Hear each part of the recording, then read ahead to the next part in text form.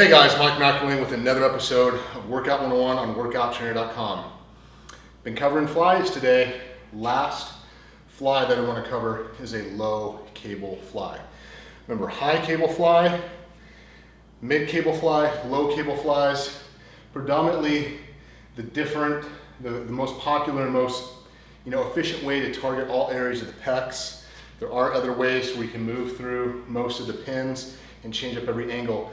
The majority of the reason why we do low cable flies is to hit the upper pecs. As we come up here, we're pulling in an arcing fashion here towards pulling from the upper pec muscle fibers. Very similar to why there's an incline bench. Our arm is positioned here, it's pushing in this arcing fashion, which emphasizes more of the upper pecs, really emphasizes if you do reverse grip. But so today, we're gonna be covering a low cable fly, all right? First thing, you wanna make sure the pin height is where it needs to be, very important. If it's too low and the cables are too close and you're doing more of this, you're gonna be pulling more from your anterior deltoids. You wanna have about an angle about 45 degrees away from your torso, okay? That's the position that the cable should be in. So if you're here,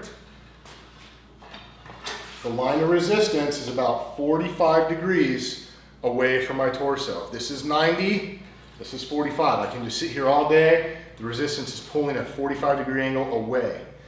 That's the height. When you step in front, you have two options. If you don't have the multiple pins of levels of pins and it's all the way down at the bottom, if you only have a low and a high, like I actually have at my home gym, that is too low. So what I do in this instance, I lower my center of gravity to where I get a wide staggered stance here. I lower my center of gravity, okay, and I use it that way. That's 45-degree angles. But if I'm standing, you can see this is better than this. This is more of a front raise, okay, a supinated front raise. So I'm pulling a lot with my anterior delts. This, I'm pulling a lot with my pecs, all right? So you gotta make sure that the height of the cable is where it needs to be. Right here. That's about right, okay? So, once we have the height down, got to position the arms correctly. A lot of people, when they do, the flies will do, this and cross it, which is completely fine, but they're not giving much attention to what's happening with their elbows in the position of their arms and stuff, okay? It's very important. So, first things first, step out. I can get a staggered stance if I want to compensate for the leverage that's pulling me back, or I can just stand here, feet together, lean forward, and know how to position my body. First thing we want to do is position our arms correctly. You see my arms are in a pronated position here. Supinate the arms. Palms facing up. Start that way. Then rotate the wrist. Now we're in a best position to target the pecs. As we come up here, we're going to go at the same angle opposite the way it's pulling. Come right up to our chin height. Up and back down. Up and notice I'm turning in a little bit, keeping my pinkies. And the reason why is because I want to close the distance. I want to close this gap here, my elbows. I want to pull my elbows together. Up, down.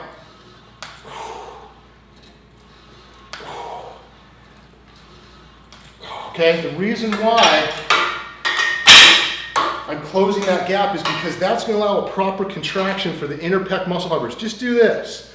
If you're out watching this at your desk or on your phone, hold your hands out here, feel your pec with your arm, palm facing down. Hold on to that. Now turn it. You turn as your elbow rotates in, that gives a greater contraction of the pecs. That's what you want. Don't come out here, okay? If you guys come out here where your elbows are real far apart, you're not positioning the arm the best possible way to hit the pecs. This does nothing. It does something, it's not what you want it to do. This hits those pecs, pulling from the upper portion of the pecs as well as hitting the inner. Very important you guys know how to do that, all right? If you guys want a workout program that utilizes this movement or anything else, log on to workouttrainer.com. All the workout programs there are for free. Hundreds, thousands, I've lost count how many programs we have. They're based on a monthly schedule for the custom ones. So if you fill out the lifestyle information, the goal information, you'll get access to the monthly plans, which release every 30 days. But all the other workouts there are for free. You don't have to be logged in. They're all free. Get access to all of them. Much of those plans are written by myself, guys like Dr. Jim Stoppani, Jonathan Williams, other experts. So if you guys have any questions about this, please ask me on the Workout Trainer Facebook page.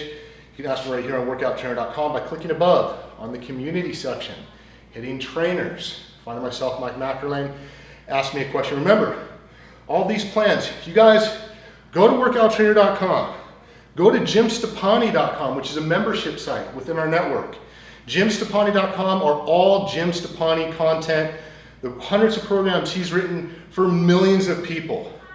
It does not get any better than jimstoppani.com if you're looking for custom workouts that are written by the industry expert himself, Dr. Jim Stoppani. Workouttrainer.com is the version of the site to where all this other great free content, videos and things like that are going to reside on, and we'll continue to do as we build out our studio and build out our network here within the Gym Network. Until next time, guys, it's Mike Mackerlane. Take care.